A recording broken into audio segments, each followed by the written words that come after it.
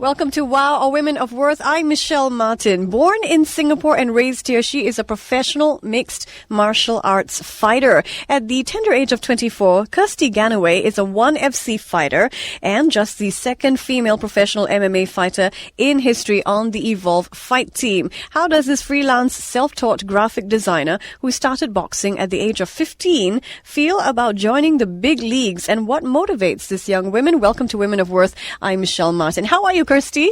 I'm good, thanks. I'm really glad to be on the show, so thanks for having me. Thank you for joining us. How did a girl who describes herself as not sporty until boxing become a professional MMA fighter? So start us off with the boxing. Your brother was instrumental in that.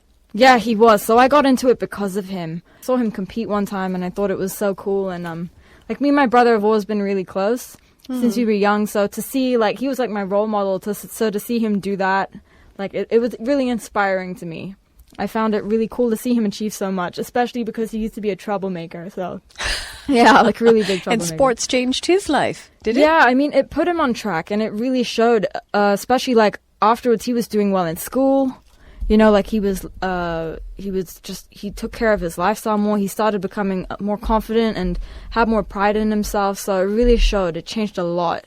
And has sports changed your life? Yeah, I mean, you know, I've not always been so, I've never really loved or devoted myself to one thing so much before. So to give a young person especially direction like that, it gives you a lot of self-confidence and self-worth, and it's really motivating, you know, self-motivating. So how do you go from boxing to professional MMA fighting? Presumably there are lots of milestones in between. Yeah, I mean, well, I was boxing for quite a while. How many years? Probably about, must have been 5 or 6 years before I first tried MMA.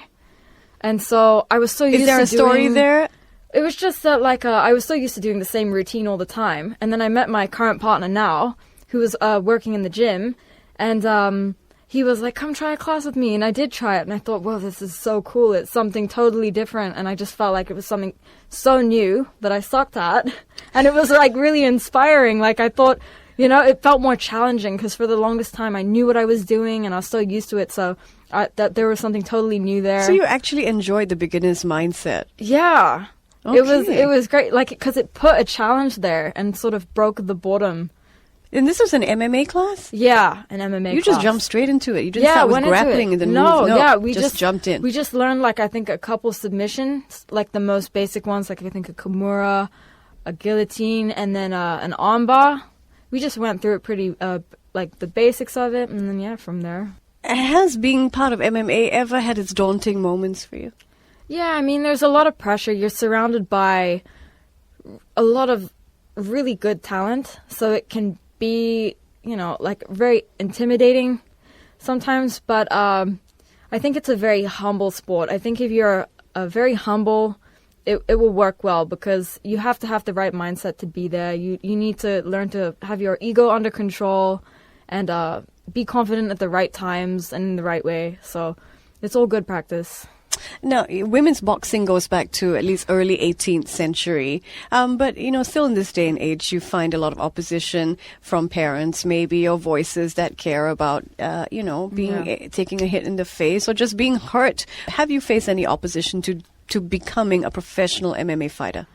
So far, I think I've gotten a lot of support, especially from Evolve. I mean, they've helped. The environment there, I think it's a particularly healthy one because it's really professional and everybody really watches out for each other. What about in the sphere of personal life, your home, your family? Well, my family, I think they've always been pretty supportive since I picked up boxing. Since then, I mean, you know, as normal parents, if they saw me doing it too much or getting carried away with it, you know, they would try to advise me, you know, tone it down a little, maybe focus more on your education and stuff. And obviously then they didn't know I'd take it as far as I've taken it now. But they were actually always supportive. You know, they were the ones that helped me when I was in school, like, you know, pay for my training when I was younger or drive me there sometimes. My mom would always drive me to classes. And I'd even train with my dad, like, at one point, I just was at no gym, and we would just train alone downstairs of our apartment. We had, like, all the pads to do pad work, and we would do everything together. So your dad's a grappler as well? He was a boxer. Oh, yeah. He's a boxer, okay. So what is the strength of your game?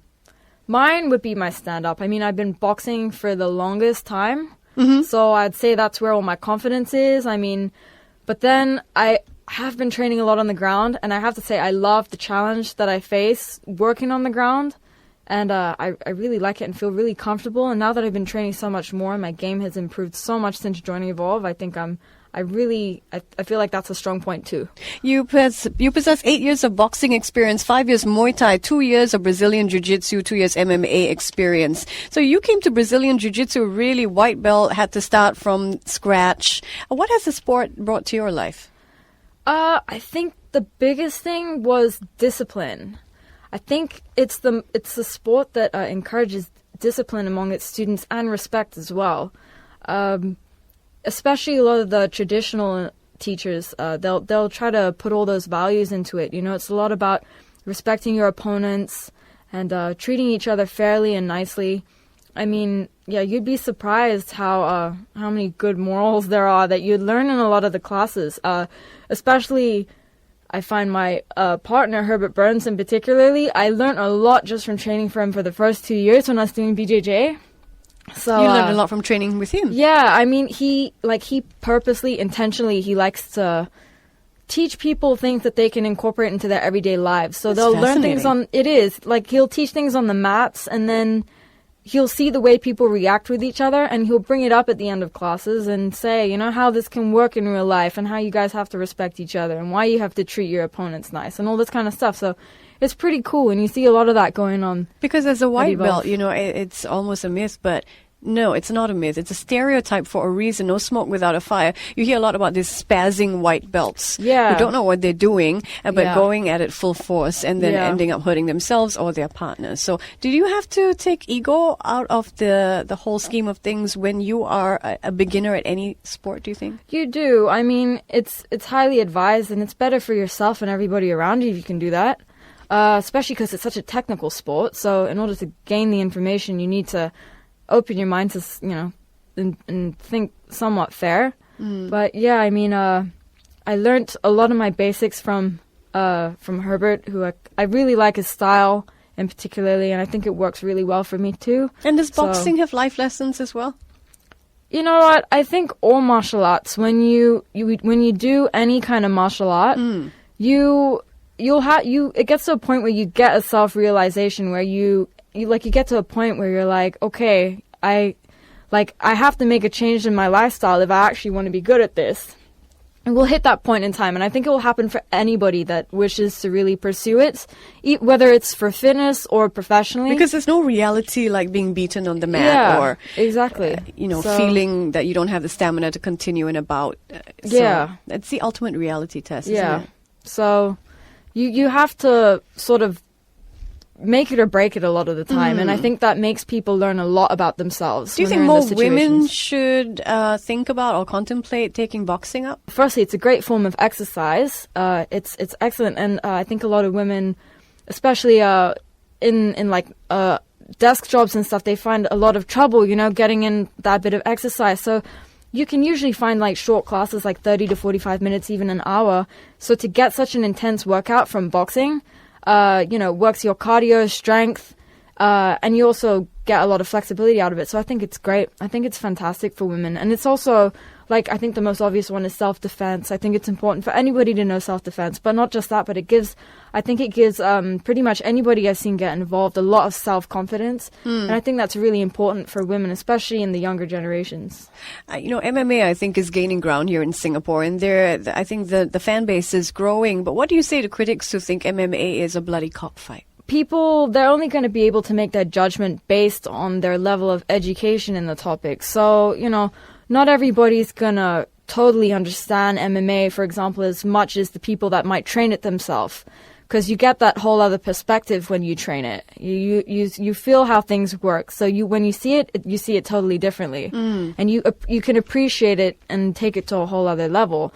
But I think especially now, the way, for example, Wanna See, how they have their rules, I think they have turned it from being like a brutal thing to becoming a professional sport, because they put these rules on you to give you goals to achieve, and it makes it more clean and composed, if that makes sense. I'm talking to Yeah. Kirstie Gannaway. This is Wow, a Women of Worth. The show continues after this. Stay with me.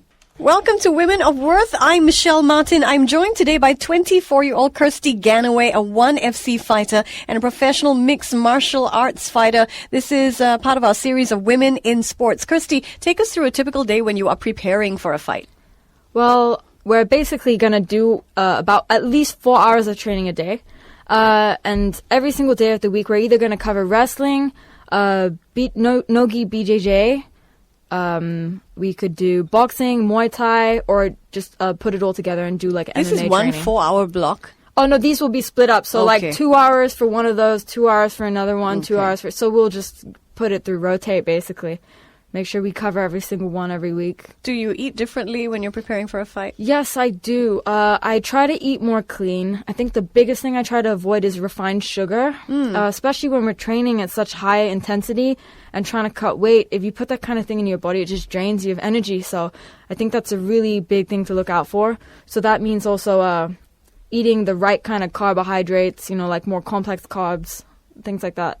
Okay, give us a sense of cutting weight. People are very interested in that. How is that done safely? Yeah, well, the safe way, I'll be eating a meal until the day before my weigh-in even. I don't like to totally cut out food and cut out water. I don't think that's the healthiest way for your body, especially long term.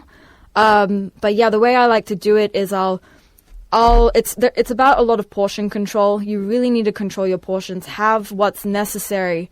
So, But you're training in the run-up to this. It's Yeah. intensive training, so you have to eat, so you have the explosive power. Exactly. And at the same time, keep weight. yeah.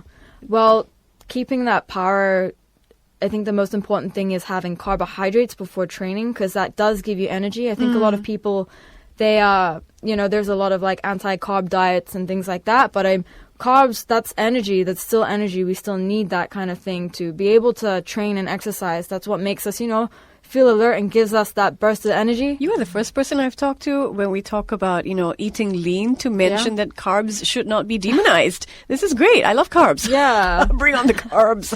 But then the next part is Okay, the here we right go. carbs. Oh, So it's like, what are the right carbs? The things that should be out are like white bread. You should try avoid everything with white flour in Anything it. refined. White rice. Try and do things like wholemeal flour. Rye flour is really good. Sourdough-based breads are really good. You could do brown rice. Even quinoa, that's really good. So Terrific. Yeah. What are your pre-fight rituals? Do you have any? you know what? I just like to sort of de-stress. I don't do much. I'll just On the maybe- day of the fight itself? Yeah, on the day of the fight, I'll probably just be in bed, take it easy, relax. You're not studying your opponent till the nth hour? Oh, no. I mean, I like to keep my mind free and, just free of any thought, anything. I just like to stay totally relaxed and, eat something nice, stay positive. What is the mind space that you have to be at when, the moments before the fight? Moments before the fight, I like to just get into my own zone, try and achieve as close as possible to getting 100% focus as I can. So, I just want to totally zone out. So it's literally like nothing around me exists. You just have to go into your own mind, and yeah, it's quite a crazy thing, but How important is mental preparation for a fight? I think it's extremely important. I think in a lot of cases it is neglected because it's not really something that people would teach you. People don't really teach anyone how to handle things mentally. So, but I think that mentally you can make it or break it. I think if you put in two fighters of the same level and one's been training and the other hasn't, but one is mentally prepared and the other isn't, I think the mentally prepared one has got everything on his side. Honestly, I do, because your mental state, especially in MMA, I think if you I don't know if you've heard anyone describe a fight, they'll be like, oh, that guy, he's breaking, It's like you can see sometimes the fight is emotionally breaking, yes. and then you see them They've losing just composure. given up, yeah. Yeah, so it's really important. It's really, really important. And how do you keep yourself motivated through the fight? It comes with a lot of preparation beforehand. Most of the preparation you're making in your days when you're going into the gym, 1-2 months before when you're going into train, you're getting the motivation then. And it's things that are so solid, they stay in your mind. So when it gets to the day of the fight, it's everything you've already thought about and has been motivating you every single day before that. So you're never second guessing yourself? No, exactly. It's like you know what you believe before, so you go in that day just making yourself believe it 100% and not doubt yourself at all. And who are your favorite fighters, MMA fighters? My favorite fighters, I really like Bibiano Fernandes. He's in the ONE FC. He's a Brazilian. He's a title holder too. He's amazing. I find his striking is just impeccable. He's got such fast hands for a guy. Like if you see him, he's so solid but he's just so fast, and his takedowns are so smooth. All his transitions, it's amazing. But yeah, I also really admire a lot of the guys on our own fight team actually, like who you have the benefit of training with. Yeah, exactly. Yeah, so it's amazing. I mean, any questions I have, I can go and talk to them and ask them questions. Any female role models? Ronda Rousey? Actually, Holly Holm. She is an ex-professional boxer. I don't think she's professionally boxing anymore, but she has been transitioned to MMA. And she got signed to the UFC recently, so I think hopefully she'll be fighting soon. But I really like her because I find she's a really intelligent fighter, and she has a very strong mind. So I hope to see her go far. How long do you think you will be involved in the professional fighting scene? I haven't made any plans. Of course, like now that I'm in it, that's all that I'm focusing on. So I'm not so sure, but I'd like to be in it long enough to be able to make an impact on women, especially young girls, the younger generation. I think that would be really great. But I'd like to stay in to the point where I can achieve some things for myself too, and my team and everybody around me. What do you say to the woman out there who's interested in MMA but a little bit fearful of the possibility of great injury? I'd say don't worry too much about it. Don't think about it too much. I think that's why when you have gyms, like for example Evolve, it's such a safe professional environment. You don't have to worry about those things. You come in, like, you have so much attention on you. We have like the best instructors, like world champions from Thailand, from Brazil, from the US. And so you sort of don't have any space to go wrong. So don't worry about it. I mean, just go in. Don't think too much about your appearance. And don't try too hard. You can't also think about your appearance you when you're in MMA, right? There's not really any time to. But I mean, most of the people that come in and they're scared, they say how they're intimidated because they see all these martial artists doing this really cool stuff. But it's like, don't worry too much, because at one point they all suck too. So just remember that. I mean, at one point we look like fools and we were doing everything wrong. You just got to get past that point and stay strong. What are your favorite submissions? My favorite submissions, I have to say, that's gonna be tough. I mean,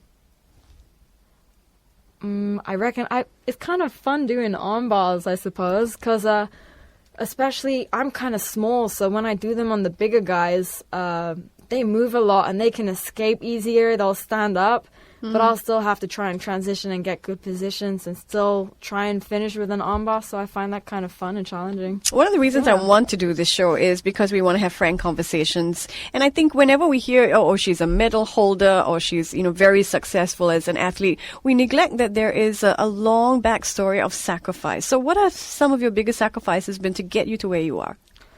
Well, I mean, I made a lot of sacrifices when I was younger. When I first started the sport, I mean, like I mentioned before, I wasn't very sporty. I devoted a lot of my time to hanging out with my friends and just sort of not really doing too much with my life. So, but when you're a young person, being social and like your friends, that's a big part of your life because you're going to school every single day. So that becomes your world for that moment. So, I mean, when I started, I basically gave that all up. I just sort of, at one point, I just didn't see anybody. I just stopped seeing any friends.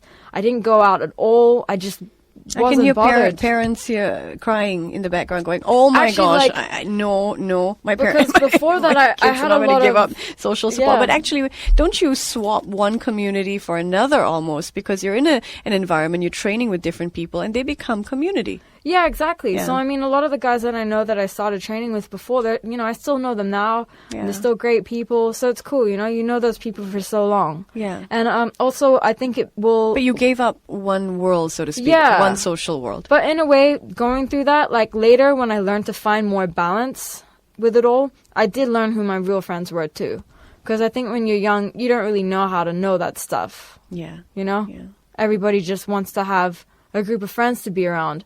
And sometimes you can think that they're your really good friends, but not all the time. So where will yeah. Singaporeans be able to watch you fight next? You know what? I'm training every single day, so I hope that something's going to come up soon. But yeah, for now, I'm just improving my game every single day.